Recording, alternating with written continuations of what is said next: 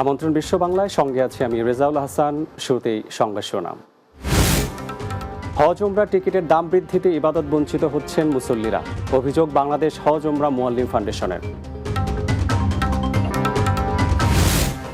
Italy যাওয়ার সময় ভূমধ্য সাগরে নৌকাডুবিতে নিহত 23 জন, 10 জনেরই বাড়ি মাদারীপুরের রাজুর উপজেলায়। এবং ইতালির কথা বলে লিবিয়ায় নিয়ে 2 যুবককে গুলি করে হত্যা, মানব পাচারকারী চক্রের খপ্পরে পড়ে 2 পরিবারের শোকের ছায়া।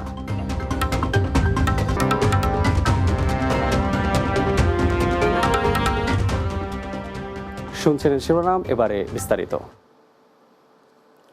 হজ ওমরা টিকিট নিয়ে পেঁয়াজ রসুনের মতো সিন্ডিকেট ভিত্তিক ব্যবসা করা হচ্ছে, যার কারণে বিমানের টিকিটের দাম যাত্রীদের ক্রয় ক্ষমতার বাইরে চলে গেছে।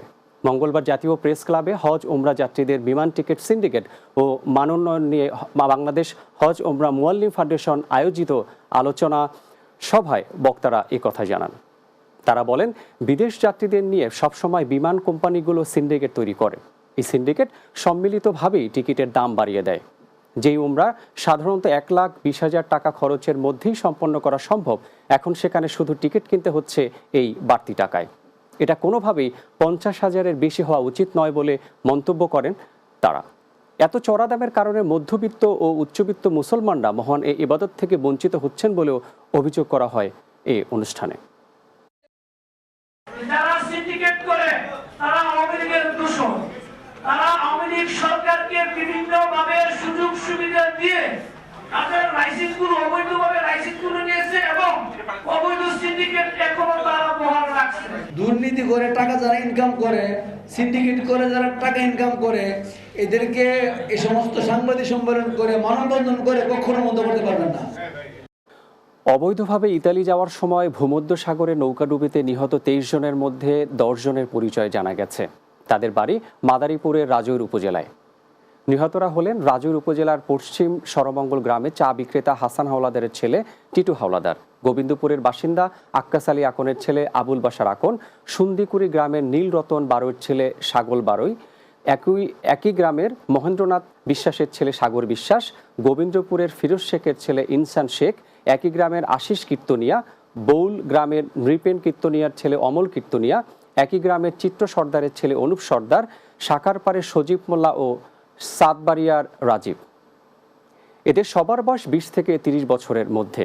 এর আগে লিবিয়ার ভূমধ্যসাগর উপকূল এলাকা থেকে ভেসে আসে 20 অভিবাসন প্রত্যাশীর মরদেহগুলো বাংলাদেশি নাগরিক বলে ধারণা করে স্থানীয় রেড ক্রিসেন্ট।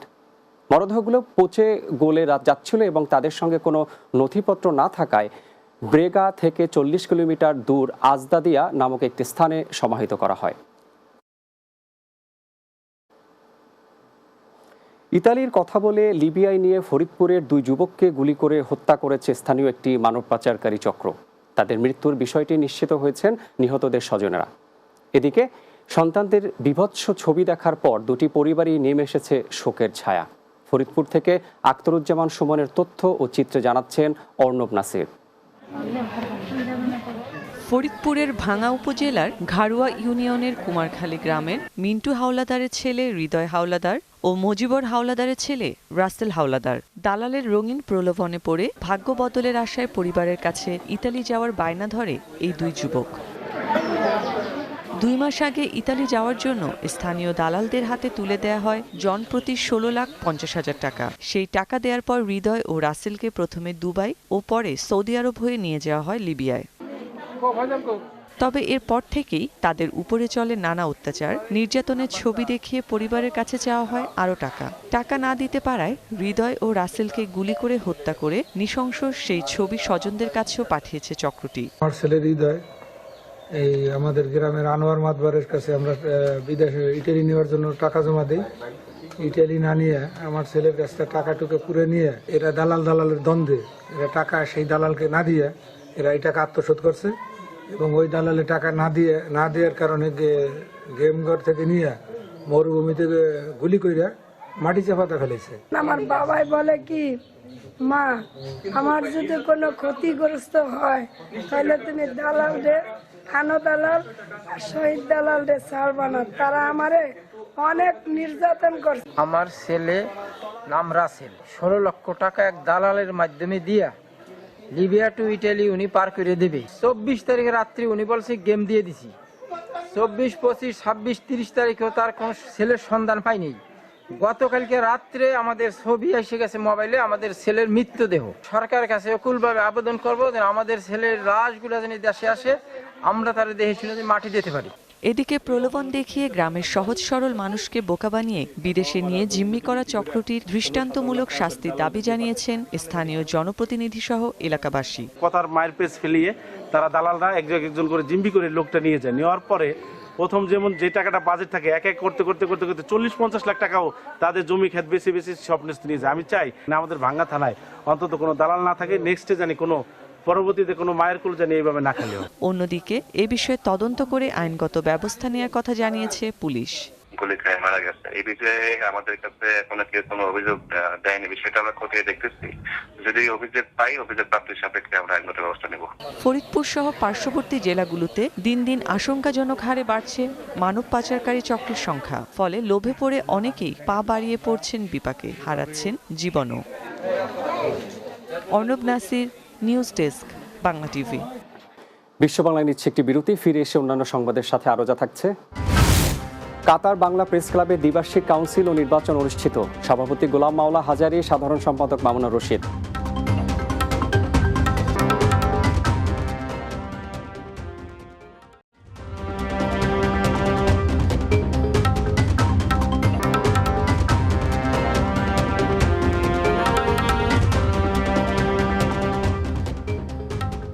বিরতির পর বিশ্ব বাংলায় স্বাগত আরও একবার।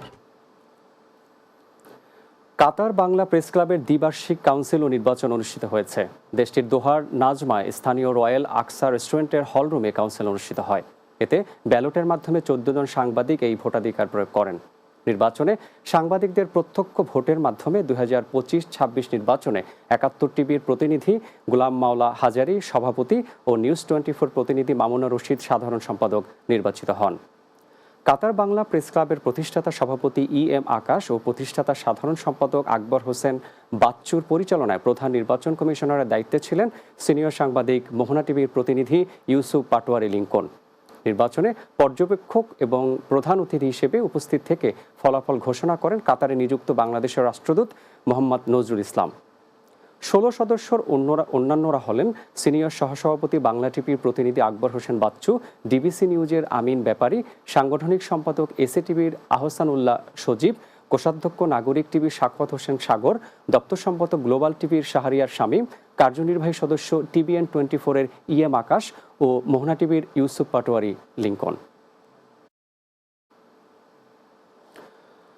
কিশোরগঞ্জ জেলা অষ্টগ্রামের আদমপুর ইউনিয়ন প্রবাসী কল্যাণ সংগঠনের 3য় প্রতিষ্ঠাবার্ষিকী উপলক্ষে আলোচনা সভা অনুষ্ঠিত হয়েছে। কুয়ালালামপুরের একটি হোটেলে এ সভার আয়োজন করা হয়। মালয়েশিয়ার প্রতিনিধি মোহাম্মদ আরিফুজ্জামান জানান, মোহাম্মদ রুহুল আমিনের সঞ্চালনায় অনুষ্ঠানে সভাপতিত্ব করেন মোহাম্মদ রিপন মিয়া। অনুষ্ঠানে প্রধান অতিথি ছিলেন কামরুল চৌধুরী, বিশেষ অতিথি ছিলেন সাখাওয়াত হক জোসেফ। এ সময় প্রধান অতিথি কামরুল চৌধুরী তার বক্তব্য বলেন, নিরাপদ, সুশৃঙ্খল ও নিয়মিত অভিবাসন প্রক্রিয়ার মাঝে যেন মধ্যস্বত্বভোগীরা অনুপ্রবেশ করতে না পারে সে ব্যাপারে সকলের নজরদারি করতে হবে। 2-3 স্তরের মধ্যস্বত্বভোগীরা হস্তক্ষেপের কারণে অভিবাসন ব্যয় অধিক হারে বেড়ে যায়। এর জন্য অভিবাসীদের কল্যাণে সবাই ঐক্যবদ্ধ হয়ে কাজ করতে হবে। এ সময় আরও উপস্থিত ছিলেন সিনিয়র সহসভাপতি মোহাম্মদ মিশেল মিয়া, মোহাম্মদ খোকন মিয়া, আমির হোসেন জিয়া, হাবিব প্রধান ও আলামিন সহ অনেকে।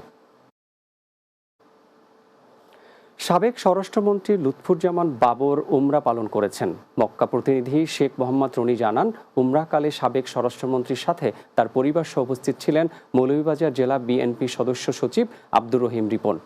সৌদি আরব পশ্চিমাঞ্চলের বিএনপির সিনিয়র যুগ্ম আহ্বায়কের তত্ত্বাবধানে উপস্থিত ছিলেন পশ্চিমাঞ্চল বিএনপির সদস্য সচিব মীর মনিরুজ্জামান তপন, মক্কা বিএনপির আহ্বায়ক জহির আহমেদ, পূর্বাঞ্চল যুবদলের সভাপতি মোফাজ্জল হোসেন স্বপন, টিপু সুলতান, পশ্চিমাঞ্চল যুবদলের সাধারণ সম্পাদক শেখ মোস্তাক আহমেদ, মোহাম্মদ আলমগীর, জেদ্দা মহানগর যুবদলের সাধারণ সম্পাদক ইকবাল শিকদার, আলাউদ্দিন সিটিজি, সাখাওয়াত হোসেন, আমজাদ হোসেন ও আব্দুল আউয়াল সহ অনেকে। কুয়েত বাংলাদেশ কূটনৈতিক সম্পর্কের 50 বছর পূর্তি উপলক্ষে T20 ক্রিকেট টুর্নামেন্টের আয়োজন করে Bangladesh cricket association Kuwait. Kuwait প্রতিনিধি হ জুবেদ জানান, বাংলাদেশ দূতাবাসের পৃষ্ঠপোষকতায় কুয়েত ক্রিকেট গ্রাউন্ড সোলাইবিয়ায় টুর্নামেন্টের ফাইনাল খেলা অনুষ্ঠিত হয়। দীর্ঘ 5 মাস ধরে চলা এই টুর্নামেন্টে প্রবাসী বাংলাদেশিদের 24টি দল অংশগ্রহণ করে। ফাইনালে আইআইওয়াই স্পোর্টিং ক্লাবকে হারিয়ে শিরোপা অর্জন করে বাংলাদেশ 11।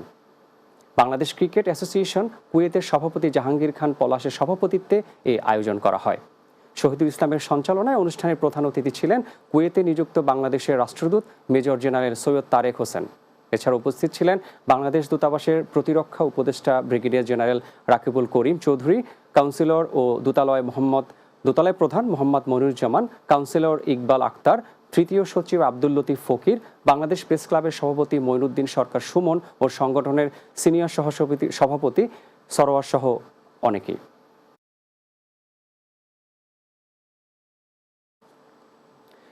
শেষ করছি বিশ্ব বাংলা, যাওয়ার আগে শিরোনামগুলো আরও একবার। হজ উমরা টিকিটের দাম বৃদ্ধিতে ইবাদত বঞ্চিত হচ্ছেন মুসল্লিরা, অভিযোগ বাংলাদেশ হজ উমরা মুয়াল্লি ফাউন্ডেশনের। ইতালি যাওয়ার সময় ভূমধ্যসাগরে নৌকাডুবিতে নিহত 23 জন, 10 জনেরই বাড়ি মাদারীপুরের রাজৌর উপজেলায়। ইতালির কথা বলে লিবিয়ায় নিয়ে 2 যুবককে গুলি করে হত্যা, মানব পাচারকারী চক্রের খপ্পরে পড়ে 2 পরিবারের শোকের ছায়া। এবং কাতার বাংলা প্রেস ক্লাবের দ্বিবার্ষিক কাউন্সিল ও নির্বাচন অনুষ্ঠিত, সভাপতি গোলাম মাওলা হাজারী, সাধারণ সম্পাদক মামুনুর রশিদ।